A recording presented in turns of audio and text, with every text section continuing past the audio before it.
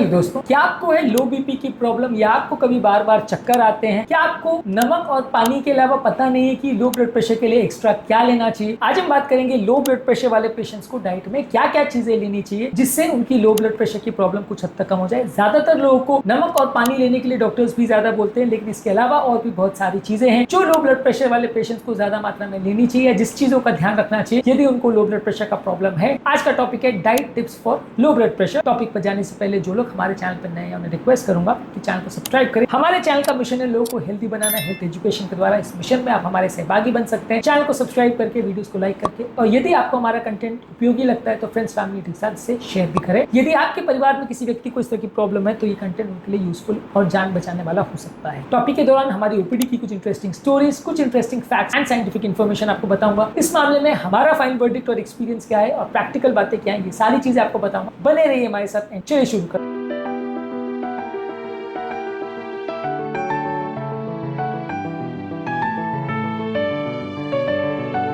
क्या आपको या आपके परिवार में किसी को लो ब्लड प्रेशर की प्रॉब्लम है? कमेंट सेक्शन में लिखकर हमें जरूर बताएं। लो ब्लड प्रेशर वाले पेशेंट्स को कोशिश कीजिए कि उनको खाना रेगुलरली खाना चाहिए, खाना मिस नहीं करना चाहिए। प्रेशर वाले पेशेंट्स यदि खासकर ब्रेकफास्ट मिस करते हैं तो बीपी के और लो होने का चांस है। रिसेंटली फास्टिंग की सलाह दी थी जिसके लिए उन्होंने ब्रेकफास्ट मिस किया था, पर इसकी वजह से उनका ब्लड प्रेशर लो हो गया था। तो कंपैरेटिवली इस तरह के पेशेंट्स में बीपी लो होने का ये कारण हो सकता है कि आप मॉर्निंग का ब्रेकफास्ट या मल्टीपल खाने को मिस करो। फास्टिंग के दौरान या डाइटिंग के दौरान इस तरह की प्रॉब्लम्स कुछ पेशेंट्स में देखने को मिलती है। इस मामले के पेशेंट्स में यदि आप कार्बोहाइड्रेट, सॉल्ट्स और प्रोटीन का प्रॉपर कॉम्बिनेशन लेते हैं तो इस तरह की प्रॉब्लम से आप खुद को बचा सकते हैं। इसके अलावा आप दिन की शुरुआत एक इंक्लूसिव मील के साथ करें जिसमें कार्बोहाइड्रेट कॉम्प्लेक्स वाले हो, प्रोटीन्स हो और सॉल्ट हो। ये सारी चीजें आपके ब्लड प्रेशर को मेंटेन करती है और दिन भर को स्टेबल रखने में मदद करती है। आपका ब्लड प्रेशर यदि आपको मेंटेन करना है तो सुबह पहले यदि आप थोड़ी मात्रा में एक्स्ट्रा नमक ले लेते तो आपको फायदा मिलेगा। इसके अलावा पानी आपके लिए मैटर करता है, पर सिर्फ पानी नहीं, आपको इलेक्ट्रोलाइट्स भी अगर मिल जाए तो और ज्यादा अच्छा रहता है। इस मामले में नारियल पानी, ओरल रिहाइड्रेशन सोल्यूशन, मट्ठा यानी नमक डाला हुआ छाछ अगर आप लेते हैं या नींबू पानी लेते हैं जिसमें एक्स्ट्रा नमक आप डालते हैं तो ये आपके ब्लड प्रेशर की प्रॉब्लम को कुछ मदद करता है। कई तरह के इलेक्ट्रोलाइट्स की कमी ब्लड प्रेशर में सिग्निफिकेंट वेरिएशन कर सकती है। अमेरिकन जर्नल ऑफ हाइपरटेंशन में 2015 में एक आर्टिकल पब्लिश हुआ था जहां बताया गया था कि ओरल रिहाइड्रेशन सोल्यूशन आपके सिस्टोलिक ब्लड प्रेशर को 5 से 7 मिलीमीटर बढ़ा सकता है यदि आपको बैठे से उठने में चक्कर आने की प्रॉब्लम होती है तो।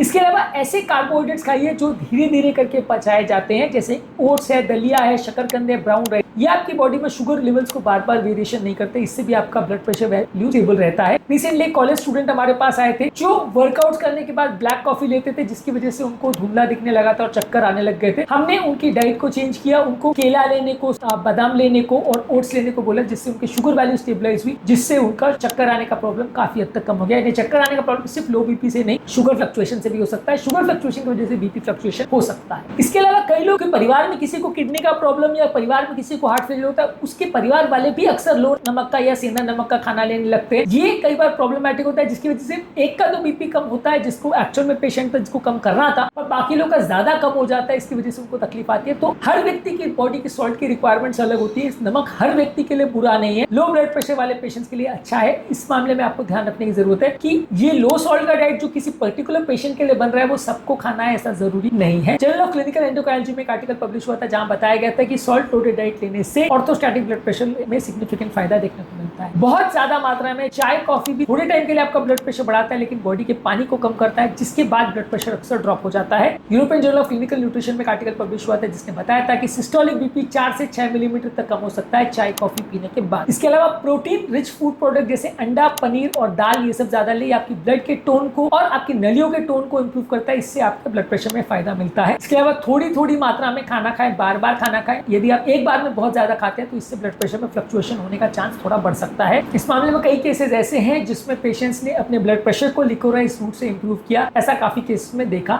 गया है। इसके अलावा अल्कोहल बहुत ज्यादा मत लीजिए और डिटॉक्सिफिकेशन वाले जूसेस बहुत ज्यादा मत लीजिए। आपकी नलियों के इंट्रावैस्कुलर वॉल्यूम को कम करते हैं, नलियों को डायलेट करते हैं, जिससे लो ब्लड प्रेशर की प्रॉब्लम बढ़ सकती है। इसके अलावा B12 और फोलेट की कमी भी कई बार लो ब्लड प्रेशर का कारण हो सकती है। इससे आपके सेल्स की ऑक्सीजन डिलीवरी कम हो जाती है, आरबीसी प्रोडक्शन कम होता है, इससे ब्लड प्रेशर थोड़ा लो हो सकता है। ब्रिटिश जर्नल ऑफ न्यूट्रिशन ने 2021 में बताया था कि डिजीनेस और कमजोरी का प्रॉब्लम इस तरह के B12 और फोलेट की कमी से ज्यादा देखने को मिलता है। हाइपोटेंशन अक्सर क्रैश डाइटर्स में भी देखने को मिलता है, जो कि बॉडी में प्रॉपर हाइड्रेशन का ध्यान नहीं रखते और इलेक्ट्रोलाइट्स का ध्यान नहीं रखते। फास्टिंग के दौरान या वजन कम करने की कोशिश करने के दौरान अक्सर कुछ लोग को ये प्रॉब्लम देखने को मिलती है। इसके अलावा कुछ डिप्रेशन की दवाइयां या बीपी की दवाइयों के आपस में रिएक्शंस की वजह से भी ऐसी प्रॉब्लम देखने को मिल सकती है। फर्मेंटेड फूड प्रोडक्ट जैसे कांजी, केफिर और अचार, ये सब को भी आप लेते हो तो उससे कुछ फायदा मिल सकता है, लेकिन इनको भी बहुत ज्यादा मात्रा में नहीं लेना है। कोल्ड ड्रिंक्स और यदि बर्फ वाली चीजें आप लेते हो तो ये भी लेने के बाद आपके ब्लड प्रेशर को कम कर सकता है। कुछ लोगों में ऐसा देखा गया है। तो ओवरऑल हमारा इस मामले में फाइनल वर्डिक्ट ये है कि यदि आपको लो ब्लड प्रेशर का प्रॉब्लम है तो पानी और नमक तो आपको ज्यादा लेना ही है, लेकिन ब्रेकफास्ट थोड़ा अच्छा करिए, थोड़ा हेल्दी ब्रेकफास्ट लीजिए, शुगर लेवल्स को बार बार फ्लक्चुएट मत होने दीजिए, इलेक्ट्रोलाइट ज्यादा लीजिए, ORS पाउडर ले सकते हैं। आप सॉल्ट की रिस्ट्रिक्शन जो किसी पेशेंट को बताया गया उसको आपको नहीं करना है। चाय कॉफी बहुत ज्यादा मत लीजिए, बैठे से उठते समय थोड़ा ध्यान रखिए और बॉडी के इलेक्ट्रोलाइट्स और बॉडी के शुगर लेवल्स को फ्लक्चुएट ज्यादा